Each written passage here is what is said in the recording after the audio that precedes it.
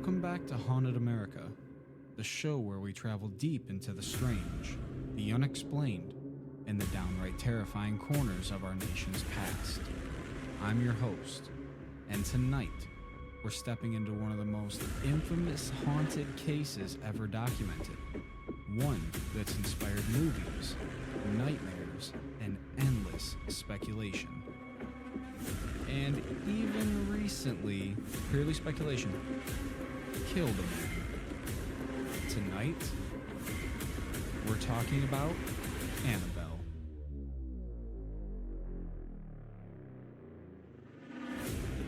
But not the Hollywood version.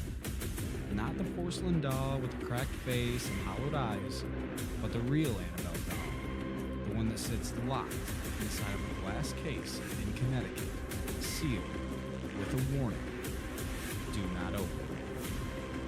Tonight we're talking about Annabelle, and this is Haunted America.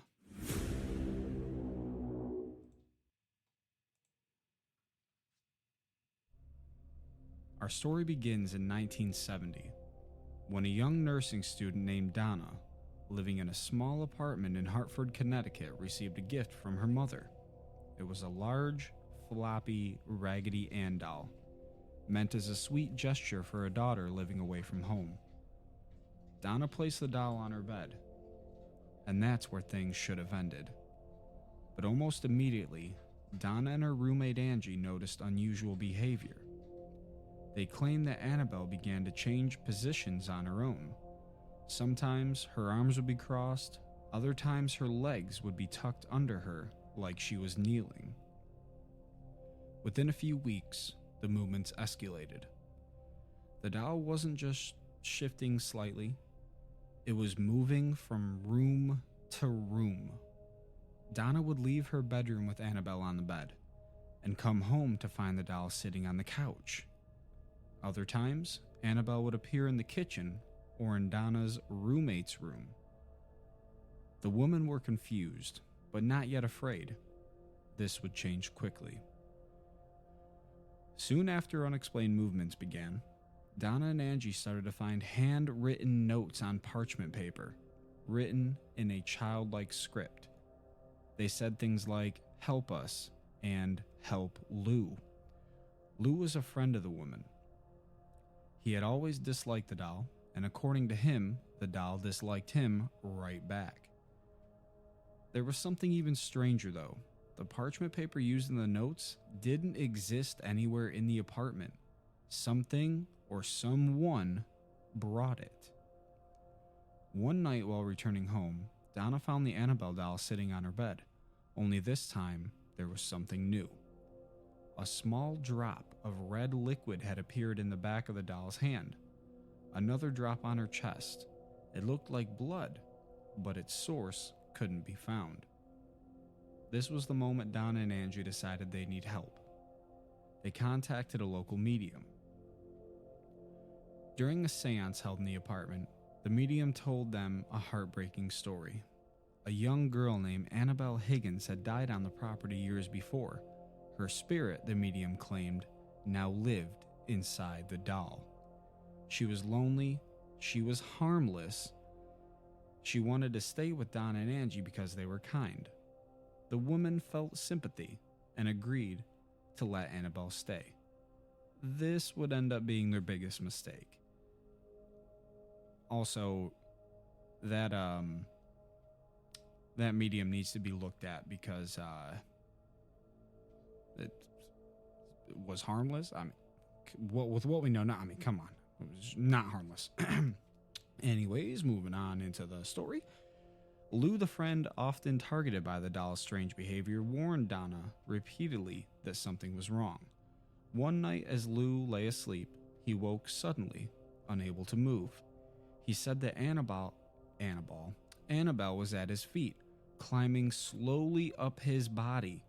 He said that the doll began to strangle him, suffocating him until he passed out. He woke the next morning absolutely terrified. But the worst incident came shortly after. Lou heard noises from Donna's room. Thinking someone had broken in, he entered. only to find the room empty except for Annabelle lying motionless in a corner. As he stepped closer, he felt a sharp, burning pain across his chest. He looked down, and there he saw it. 3 deep claw marks had torn through his shirt and his skin. However, just 48 hours later, those scratches had completely healed, leaving no trace. This was when Donna contacted Ed and Lorraine Warren, the renowned paranormal investigators. When Ed and Lorraine investigated the apartment, they didn't believe a child spirit was attached to the doll at all. Lorraine, a clairvoyant, said the entity wasn't human. It was manipulative, deceptive, and inhuman. They believed the doll was being used as a vessel by the malevolent demonic force, one that was trying to sow fear, weaken the woman emotionally, and eventually possess one of them. The Warrens arranged for a priest to cleanse the apartment and took Annabelle with them. The car ride did not go smoothly. During the drive back to their home in Monroe, Connecticut, the Warrens said the doll caused repeated mechanical failures. The power steering, here I go again, messing up. The power steering locked up. The brakes failed. The engine stalled. Ed pulled out a bottle of holy water and sprinkled it over the doll. Only then did the disturbances stop.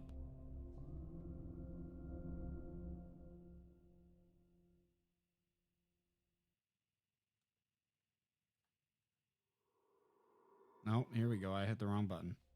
There we go. Alright, before we dive back into tonight's haunted tale, I've got to tell you something that actually keeps me going through all these late night investigations, and that's Dubby energy. Look, when you're up at 2 a.m. reviewing EVP recordings or scrolling through ghost footage, the last thing you need is a sugar crash or shaky hands. Dubby gives you clean, focused energy. No jitters, no crash, and definitely no creepy side effects. It's packed with natural caffeine, vitamins, and nootropics. Everything you need to stay alert when the shadows start to move. And if you want to try it yourself, here's a little treat. Or maybe a trick. Head to dubby.gg. Use the code HAUNT10 at checkout to save 10% on your order. That's HAUNT10 to get 10% off and keep your energy level higher than your EMF readings. Dubby Energy. Fuel your focus and maybe your next ghost hunt.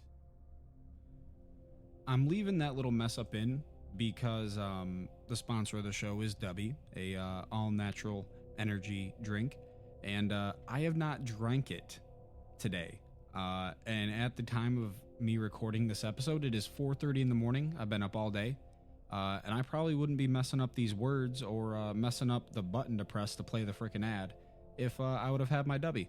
So use code HAUNT10 at checkout, save yourself 10%, and get yourself some of that Dubby. Back into the show. Once in the Warrens' home, Annabelle continued her unnerving behavior. She levitated, moved from room to room. Growls were heard near the case where she was kept. In response, Ed built a special glass case made of thick wood and sealed it with prayers. On it they placed the sign, "Warning, positively do not open." The Warrens claimed that after the case was built, the activity largely stopped, but not entirely. One visitor to the museum mocked the doll, tapping on the glass and daring her to, quote-unquote, do something. On his motorcycle ride home, he crashed and died instantly. His girlfriend survived, but claimed the man had been laughing about Annabelle moments before they lost control. To this day, Annabelle remains inside that same glass case, now under the care of the Warren family. Annabelle's story has spread across the world, twisted by Hollywood, imitated by paranormal enthusiasts, and debated endlessly. The real doll, a simple Raggedy Ann doll, is far less threatening looking than her movie counterpart, but maybe that's what makes her story truly terrifying. Because the scariest monsters are often the ones that look familiar, innocent, harmless, until they aren't. Thank you for joining me on tonight's chilling journey into the true story of Annabelle. If you enjoyed this episode of Haunted America, make sure to follow, rate, and share the show. And remember, if you ever see a doll moving on its own, don't wait for the second time. A little surprise here for you folks, if you've made it this far. JD is on the line. How we doing, buddy? Doing great. This is I've been waiting for this episode. Annabelle, we're talking the cream of the crop, as Macho Man would say. Oh, yeah. Of haunted artifact, for sure. Oh, yeah. Yeah. This is it. This is the doll. This is the thing that, I mean, even if you don't believe in ghosts, you had to have at least heard about the Annabelle movies, right? I mean, come on now. It's a hit Hollywood movie, you know, it made Ed and Lorraine even more famous than they were to begin with here in the paranormal field, you know? I do want to say something, buddy. And that is here we go. Yeah, I'm just gonna go all for it here. This freaking medium that they got in the beginning to come in and like check out the doll. You know, oh, she's harmless. She's lonely. She wants to stay with you guys because you're kind. Shut the frick up. Are you kidding me? Are you fake warning signs, buddy. But knowing now what we freaking know, I mean, come on now.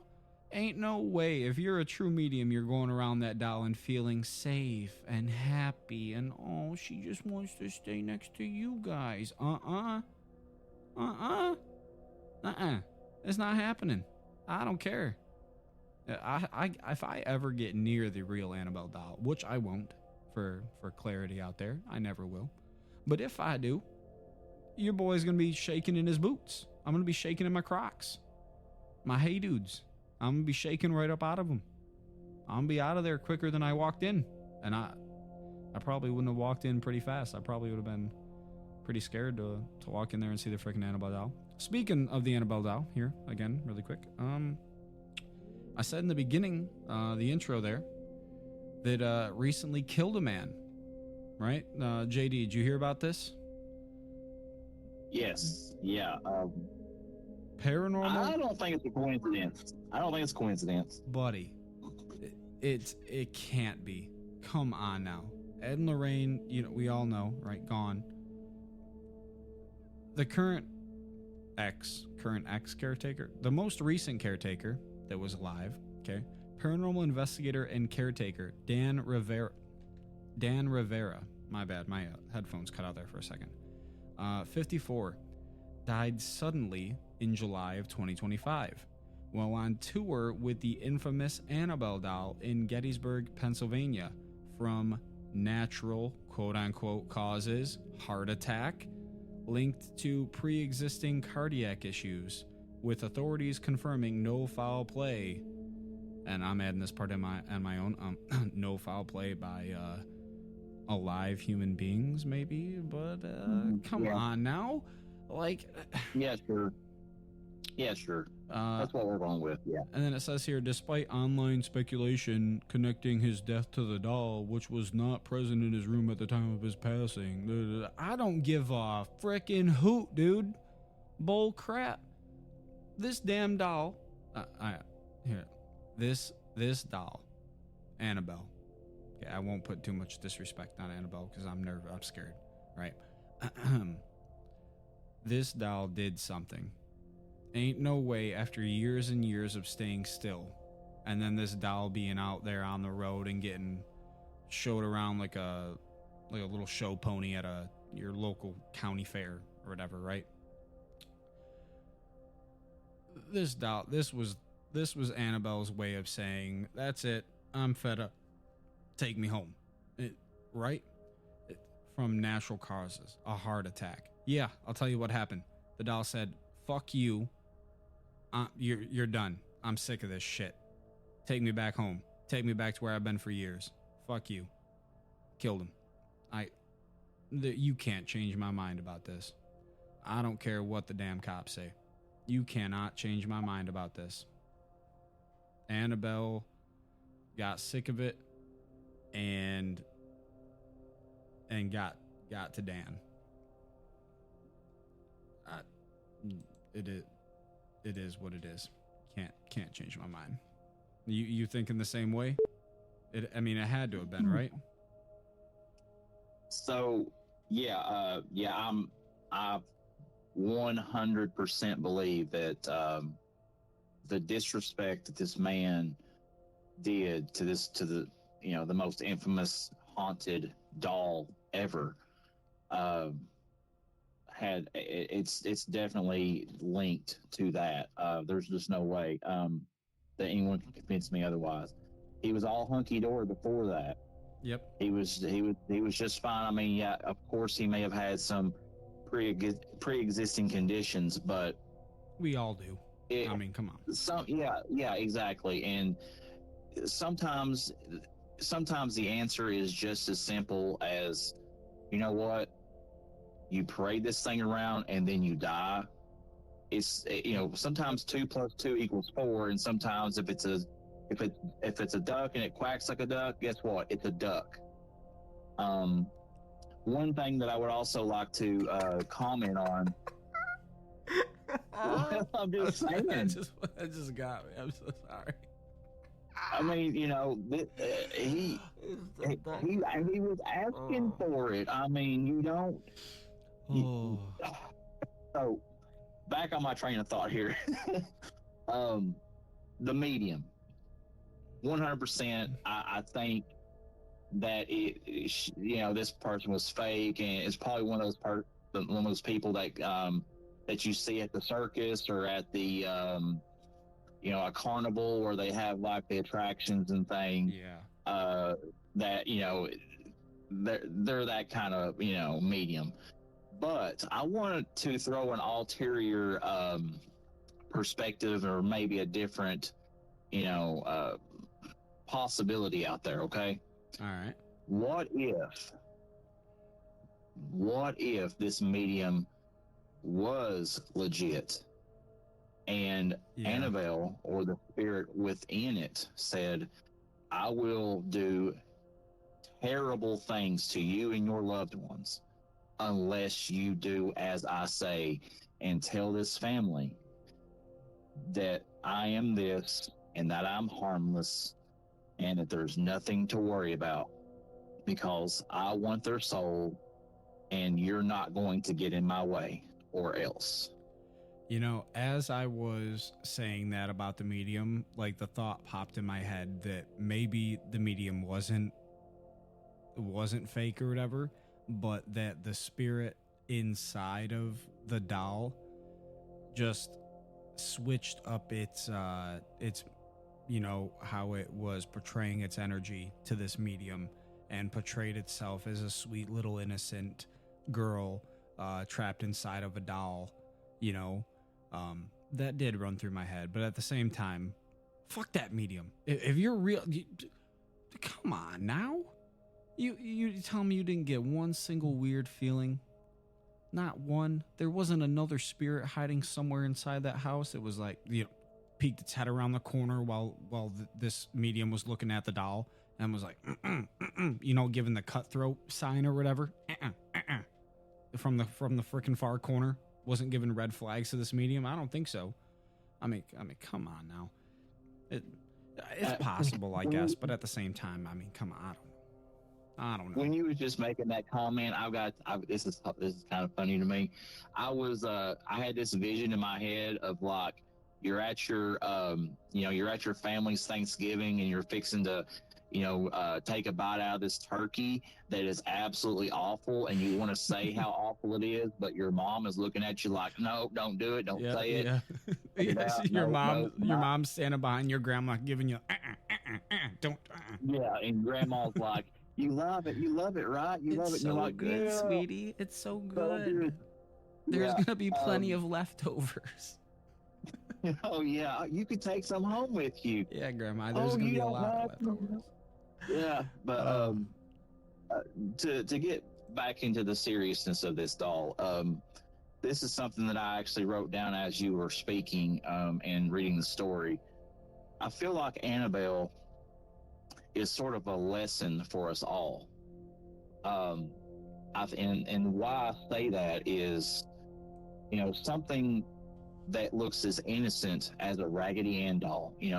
These were mass produced. This is back in that generation. This was probably the most popular toy, at the time, or at least one of, right? Mm-hmm. So it's sort of a visual representation of childhood for a lot of people, and innocence. Yep.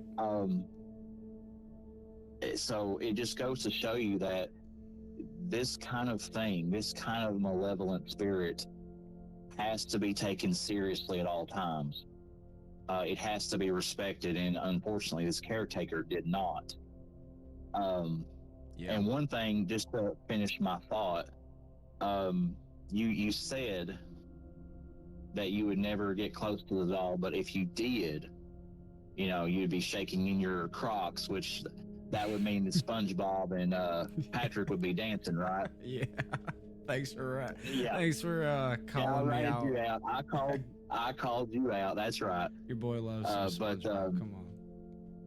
But a serious question for you, like, because we've talked in the interview, and there's something else that we've kind of talked about in the interview in episode 2, I believe it was, or 3. You go back and listen to that if you haven't already. We do talk about Annabelle, but you talk about closing that door to your gift. How many deadbolts would you be using to close the door and keep it locked shut? I'd be covering my head. Did happen? I'd be covering everything. I would steal every crack. I would not let that thing in at all. I would not even want to know. I would like to know what you would say about that. But if it was me having the gift, I would want that sealed completely shut. I mean, I imagine with something this powerful, even kind of sealing off the ability, I feel like something that strong would still just push through, unless it still has powers behind that case.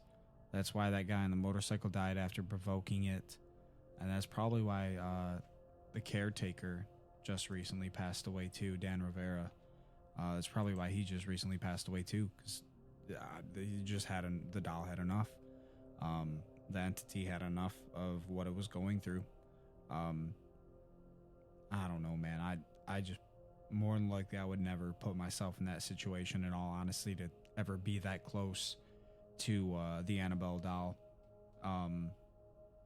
Just too much of a risk for me. I know what it can do. There's a lot of haunted artifacts I'd never want to put myself even just remotely close to, in fear of feeling the energy that might be put off by these objects. I feel like I would just be, I still get freaked the fuck out when I'm doing an investigation and a REM pod goes off. My heart skips a beat. I get the freaking chills, and I'm like, oh shit, I'm Scooby-Dooing the hell out of here, buddy. My legs are moving a million miles a minute, but I ain't going nowhere. But I'm trying my best to get the hell out of there. I still get freaked the hell out, even though I know that something's coming here, and that happens to everybody. But and if that doesn't happen to you, you're lying to yourself. You're lying to the people. Don't say you're not freaked out. It still surprises me every freaking time. Anywhoozin', yeah. I probably wouldn't put myself in that situation. Zach Bagans has that the haunted museum in Vegas. I've debated on going there a few times. He doesn't have nothing as scary to me as the Annabelle doll. And maybe, just maybe I put out a vlog of me road tripping there, checking it out, seeing what I feel as I'm walking around. I feel like that would be pretty cool. That would be a cool thing to do. I don't know if any medium has ever gone in there and just vlogged their experience and talked about what they felt just walking inside of a building with that many artifacts that are proven to be haunted and have stuff behind them. You know what I mean? Because everything he's got there has some sort of story to it. There's one thing that I would, personally speaking, just as someone that's researched this stuff a little bit, that I would actually put kind of on the same tier, or at least close, and that's the Dybbuk box. That's something that I think that we've mentioned in our discussions about potentially making an episode about. Oh, yeah. I don't know, something about the Dybbuk box just freaks me out. The thing that lives inside of it is, I think, could be just as powerful, or at least close to the same tier as an Annabelle situation. Right. And another doll, just kind of spoiler alert, that we're going to talk about is Robert. I was just about to bring that up, that Annabelle is not the only doll that we will be talking about and having an episode on in season 4. Robert the doll, if you don't know, don't bother looking it up. Just wait for the episode to come out. We will be posting an episode about it, talking about Robert the doll. So yeah, there's that. And also, speaking really quick of Zach Bagans' Haunted Museum that he has out there in Vegas, he has a artifact there, the Devil's Rocking Chair. We have an episode on that coming out as well. So little teasers here and there. If you guys are enjoying season 4 so far, I mean, I know we're less than a month into season 4 so far. Go ahead and like and follow the podcast. Give us a rating wherever you may be listening. Follow us on Facebook. Follow us on YouTube. We have big things planned for season 4. We're trying to grow this podcast even more. We do subscriber-only episodes every Tuesday. I believe at the time of listening to this, there's one that came out 2 days prior to this episode. I think we might have 2 or 3 episodes out by now when this one comes out. Don't quote me on it. Just go check it out for yourself. There will be a link below in the description for you guys to be able to sign up if you wish. It's $3.99 a month. You get yourself an extra episode of Haunted America every week, every Tuesday. So you can get your full fill of spooky tales, spooky stories, and help out the podcast. Is there anything else you'd like to add, JD, before we get on out of here? Comments. Please comment on Spotify. We love reading those comments. We actually had someone comment about the Navajo Nation, and they are hoping to send us some stories, which also, reminder, hauntedamericapodcast@gmail.com. If you have any... Look at you doing my little plug. Yeah. Hauntedamericapodcast@gmail.com. Look at that. Yeah, you like that, don't you? How about that? It sounds a little different with that country twang, right? Yeah, that Kentucky middle of nowhere accent going on. Yeah. With us doing video now, the possibilities of, sharing your evidence, pictures, video, sound, whatever, if you have a story, we'll read it out and get it across the Haunted America Nation. That's just my favorite part of the podcast, is hearing from the listeners, hearing the feedback. We want to know what you think, and we're hoping you're loving it as much as we are. Yeah, we now that I think about it, we kind of need a name for the listeners of the show. So maybe that's something we talk about after we end this episode here. Try to figure out a name for the listeners. If you guys got a name you'd like to be called, I think that'd be kind of cool. Have like a listener for a name for the listeners of the podcast, the Haunted America Nation. Also, one more little spoiler. I know we're kind of rambling here at the end of the show. Hope you guys liked it. If you're listening so far, you're a real one. I appreciate you guys. We did a Bigfoot episode, I believe, 1 or 2 weeks ago, and I said something along the lines of Uncle Bigfoot. We have merch possibly in the works for Uncle Bigfoot, and also just the regular logo t-shirts and hats. So, if you're a loyal follower of Haunted America and you want to represent possibly your favorite podcast, we might have merch in the works here coming out soon, sometime in season 4. Hashtag Uncle Bigfoot. Do it Uncle now. Bigfoot. Oh my gosh. Yeah. All your social media, hashtag Uncle Bigfoot. Let's start a movement. After that episode came out, guys, JD just went wild with the whole Uncle Bigfoot thing. Anyways, this has been Haunted America. I hope you guys enjoyed the Annabelle story, and we'll catch you guys on the next one.